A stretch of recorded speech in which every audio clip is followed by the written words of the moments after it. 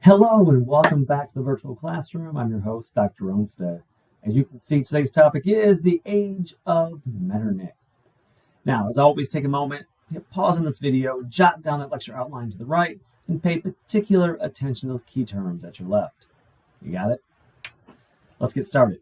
Now, what we're talking about here is actually a rise of conservatism with the age of Metternich. Now, kind of set the stage for us. We gotta go back to the end of the French Revolution and the end of Napoleon. Back to that Congress of Vienna in 1815. Now, the Congress of Vienna in 1815 represented a temporary triumph for the old conservative order. This era of conservatism is best represented by the leadership and policies of Austrian minister Clemens von Metternich. Napoleon was defeated, and the former rulers have been restored to power. Example, the Bourbons in France, the Pope in the Papal States. That liberalism that was unleashed by the French Revolution was largely kept in check during the years following the Congress of Vienna. But liberalism would once again become a major force in France during the revolutions of 1830 and 1848. Liberalism resulted in a number of important reforms in Britain by 1850, the Reform Bill of 1832, the repeal of the Corn Laws in 1846. And we're going to see an emergence of nationalism. And nationalism becomes perhaps the greatest force for revolution in the period between 1815 and 1850. Now, we're going to discuss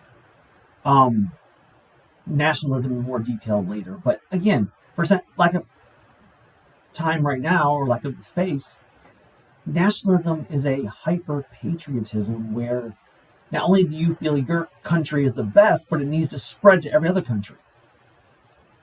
And again, we'll go into a little more detail later. Then you have Romanticism. Is a philosophy that challenged the rationalism of the Enlightenment, emphasized individualism, emotion, faith, and nature.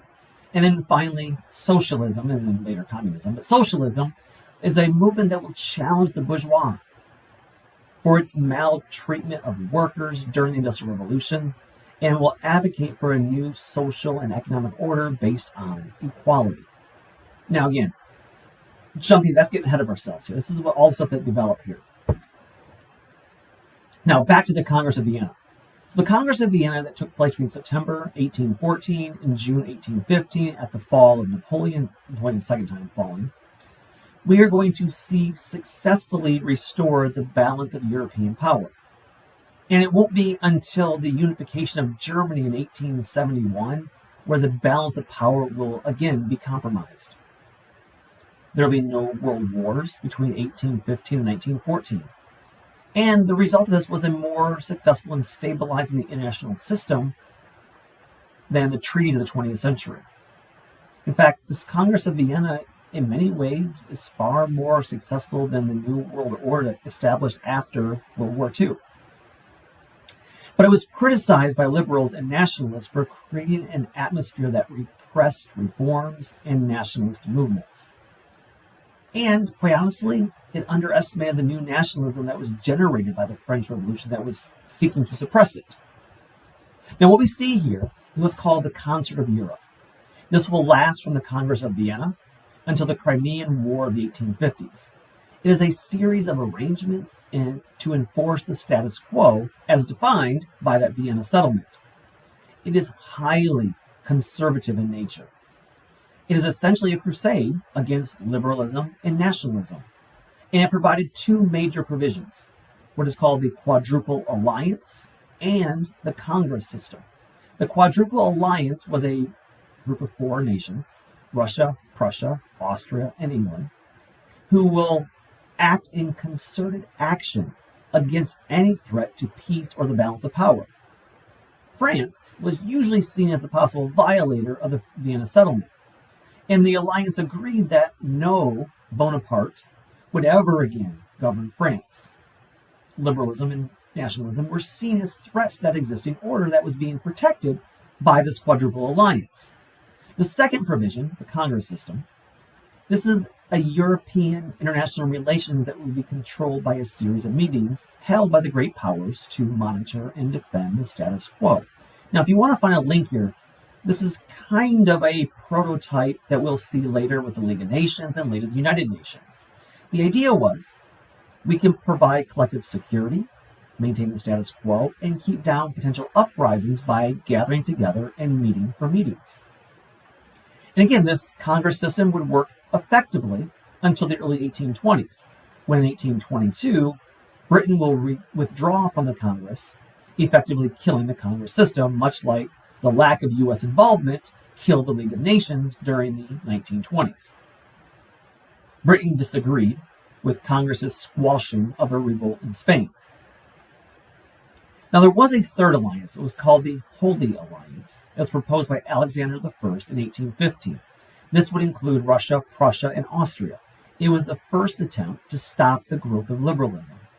It proposed that all monarchs sign a statement agreeing to uphold Christian principles of charity and peace. Few took it seriously, especially Great Britain.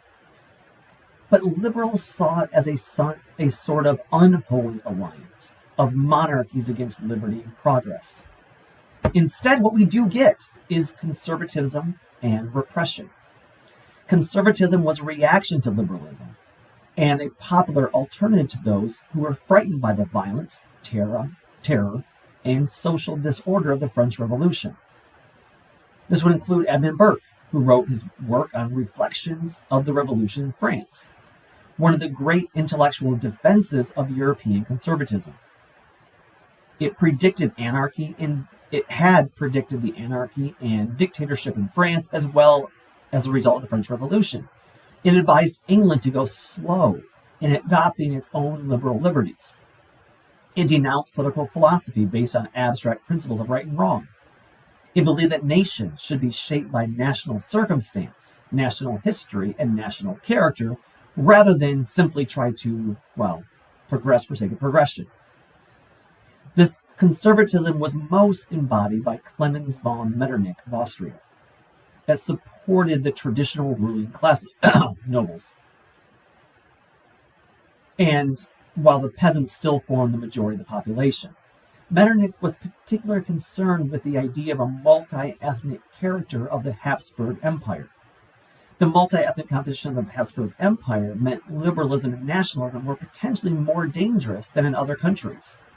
Liberalism and nationalism were often centered on universities in the first half of the 19th century. Now, in 1819, Metternich would call for the Carlsbad Diet. These were the Carlsbad decrees that would crack down on liberalism at universities and drove liberalism and nationalism underground, because that always works. Materials that advocated for unification were censored. In other words, the idea was to keep the classes of people divided to prevent unification, to prevent a popular uprising. Now, in Germany, this would take the form of the German Confederation, or the German Bund. The purpose was to guarantee the independence of member states, and by joint action, to preserve all German states from domestic disorder. It was organized by an assembly called a Diet, and presided over by Austria as the president. Likewise, in England, the conservative Tories, who had defeated Napoleon, controlled the government. In 1815, they passed the Corn Laws of 1815 that halted the importation of cheaper foreign grains. Of course, what this did, was benefit greatly wealthy landowners at the expense of the rest of the English population. Liberals were outraged, but lacked the necessary political influence to repeal the law. At the same time, habeas corpus would be repealed for the first time in English history.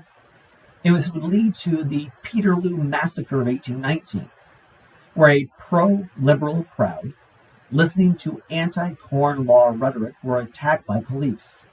11 people were killed, 400 wounded, including at least 100 women.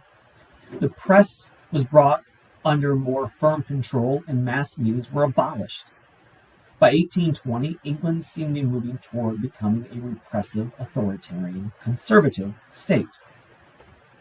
In France began this period as the most liberal large state in continental Europe. The Charter of 1814 established a constitutional monarchy under King Louis XVIII.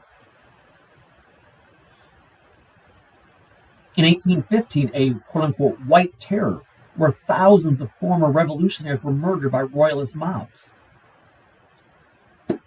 Elections in 1816 would restore moderate royalists to power. In 1829, the heir to the throne was murdered, and royalists used the incident as a pretense to crack down on liberalism to prevent what they feared would be another French Revolution. King Louis XVIII shifted from moderate policies to conservative ones, reduction in voting rights, and extreme censorship. In Russia, Tsar Alexander I's death in 1825 led to a power vacuum. His younger brother Nicholas was next in line for the throne, but the Decembrists, these junior military officers, they were upper-class opponents of the autocratic Russian system of government. They supported the popular grievances among Russian society. This was the first upper-class revolt against Russia's autocratic system of government. It sought to prevent Nicholas I's assumption of the throne, and the revolt was eventually suppressed by Nicholas I, and Nicholas became Europe's first reactionary monarch. Russia became a police state with censorship, a secret police, the third section, and induced state-sponsored terrorism. There were no representative assemblies. Education was limited. University curricula was carefully monitored. It resulted in a severe alienation of Russian intellectuals.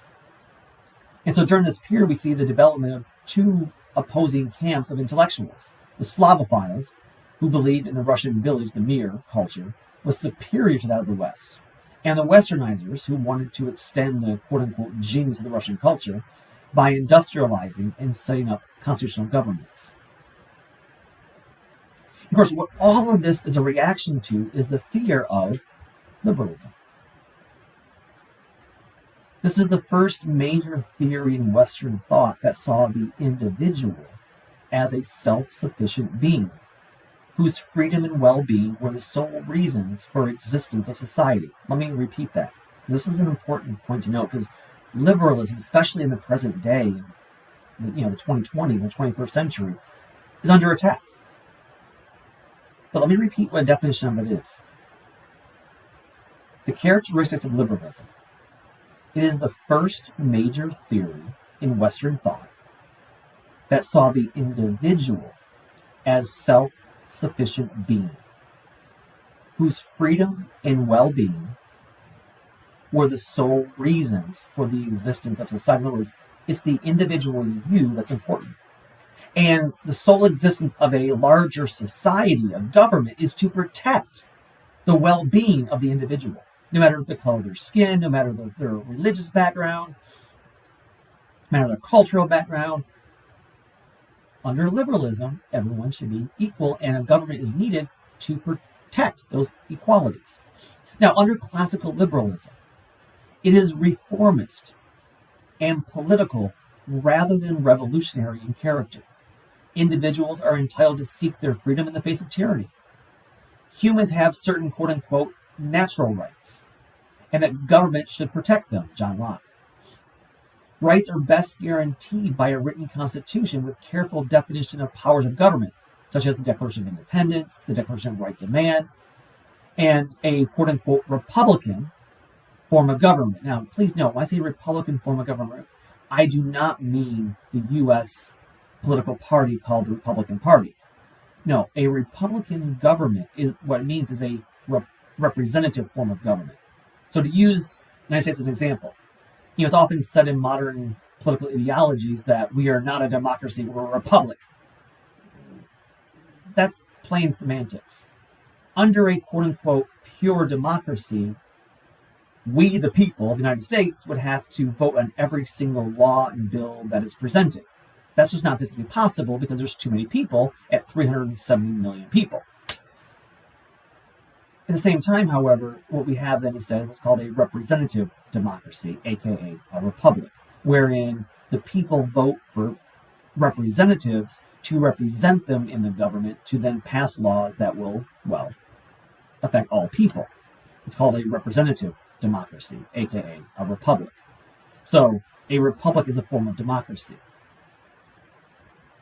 Now, when it came to, that's the political side of things and the social side of things. When it comes to economics, the person who really kind of wrote the quote-unquote Bible of this was Adam Smith, who wrote, of course, The Wealth of Nations in 1776. This becomes the quote-unquote Bible of capitalism. It advocated for economic individualism, including the idea of laissez-faire, which opposed any government intervention in the social and economic affairs, even if the need for action seemed to be great to reformers. This became the most productive economy. Let me rephrase that. He argued that the most productive economy would be one that allowed for the greatest measure of individual choice, or what he called the invisible hand of the self-regulating marketplace, which severely opposed to mercantilism. Now, let's be very clear, though. This was a theory. The invisible hand, the idea of laissez-faire, you have to understand, it's a theory, it's also a myth, because it's basically impossible for a government to remain laissez-faire. Because even by making a choice not to take sides, the government is making a choice, and therefore it is benefiting those who have the means to continue fighting, i.e. the wealthy. So a government can do one of two things in a dispute between workers and corporations. They can side with workers, they can side with the business owners, corporations, or they can remain neutral. But by doing so, they are benefiting the corporations because they have the means, the resources, the clout, the influence, the power, the money to fight and outlast the workers. And so by taking not a side, they are still choosing. And so, again, laissez-faire is technically a myth. But Adam Smith's theory was you could vote with your pocketbook. You could withhold money or spend your money elsewhere to force change. Now, some economists of this era were painting a very bleak picture. In fact, economics became known as the dismal science. David Ricardo, for instance, referred to the quote-unquote iron law of wages, where plentiful supply of workers would keep wages low to the detriment of the working class, whereas Thomas Malthus believed that human population would outstrip the food supply, which would result in massive famines. In response to this, we get Jeremy Bentham, who coined the term utilitarianism. This was the idea that utility of any proposed law or institution will be based on, quote, the greatest happiness for the greatest number of people. In other words, any law decision that the government makes or the economy makes needs to result in the greatest happiness for the greatest number of people. It could also be followed up by John Stuart Mill's On Liberty in 1859 with a classic statement on liberty of the individual, where he argues for the quote-unquote absolute freedom of opinion to be protected from both government censorship and the tyranny of the majority. Later, along with his wife, he would argue for women's rights as well. Now, what are the impacts here? Well, the impacts of liberalism would inspire various revolutionary movements during the 19th century. It will greatly influence the revolutions of France in 1830 and 1848. It will inspire German student organizations. It will result in some mild reforms for Britain and Russia in the early 20th century. But it also will spin into something even larger, which is nationalism. Now, nationalism sought to turn cultural identity into self-government. Let me move my little picture so you get the full picture here. The common language, history, and traditions would bring about unity and common loyalties. This was heavily supported by liberals. The immediate origins were in the French Revolution and the Napoleonic Wars. The father of this was Johann Gottfried Herder, you see on the left. He is regarded as the father of modern nationalism. He saw every cultural group as unique and possessing a distinct national character, a Volksgeist, that would evolve over many centuries, that no one culture is superior to another. Again, that's the idea of liberalism. No one group is better than another. His ideas led to the notion that every nation should be sovereign, and contain all members of the same nationality. This was followed up by Johann Gottlieb Fichte, who considered the father of German nationalism. He spoke of German superiority of all other peoples and criticized Jews. It's a recurring theme for German history here. And this is where things get sketchy and things get hairy, because while having pride in one's country, while wanting to be your best possible country you can be is a good thing, when you start getting to ultra-patriotism, nationalism, you start getting to a position where you want to oust anyone who is not part of your nationalistic cultural identity group. And this is where liberalism runs amok. This is where it turns dirty. And the result is we will see a number of national revolutionary movements between 1850 and 1829, including in Spain.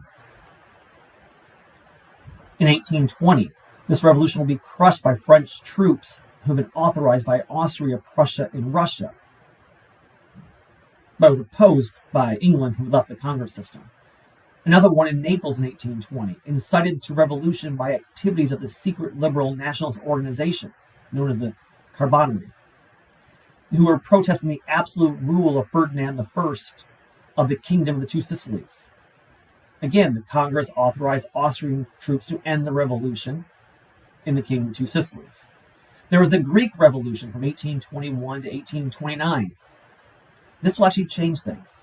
Europeans concerned with the quote-unquote Eastern question, which European countries would fill the void in the Balkans, resulting from the decline of the Ottoman Empire.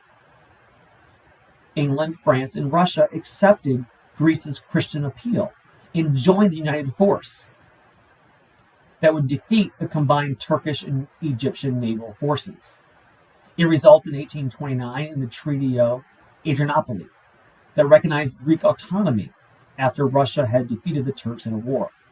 The significance of this? Well, 3 of the 5 members of the Council of Europe supported nationalism, signaling a shift from united conservatism to nationalistic self-interest. This would give rise to a wave of revolutions in 1830 known as the Revolutions of 1830.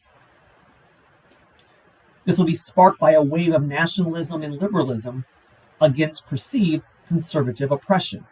This will include in France, the July Revolution, 1830, where King Charles X sought to impose absolutism by rolling back a constitutional monarchy. In response, the radical revolt in Paris forced the reaction of Charles X to abdicate his throne. Louis Philippe, who will reign from 1830 to 1848 of the Orleans family, will become king under a constitutional monarchy known as the bourgeois king. France was now under control of the upper middle-class bourgeois bankers and businessmen. In effect, it was a return to the narrow liberalism of 1815. The impact of the July Revolution sparked a wave of revolutions throughout Europe. When France sneezes, the rest of Europe catches a cold. It's an old saying. So when France sneezes, the rest of Europe catches a cold. It goes back to the French Revolution days and talking about Napoleon, because things began to spread from France elsewhere. And it did. In 1831, 1832, Italy, northern Italy, Modena, Parma, and the Papal States saw outbreaks of liberal discontent. Italian nationalists called for the unification led by Giuseppe Mazzini and his secret revolutionary society, the Young Italy. Austrian troops under Metternich, enforcement of the Concert of Europe's philosophy, crushed the disorganized revolutionaries. But north, in the German states, the Carlsbad Decree of 1819 had effectively restricted freedom throughout Germany. In response, the July Revolution inspired German university students and professors to lead street demonstrations that forced at least temporary granting of constitutions in several minor German states from 1830 to 1833. And yet liberal and nationalist desire for German unification were easily crushed by Metternich's domination of the German Federation, the German Bund, and his influence on Prussia. Also, in Belgium in 1830, Poland 1830, Prussia 1834, we'll see these liberal uprisings. And in Prussia, did establish a free state, which was quite liberal. We will also see some minor liberal reforms in England from 1820 to 1830.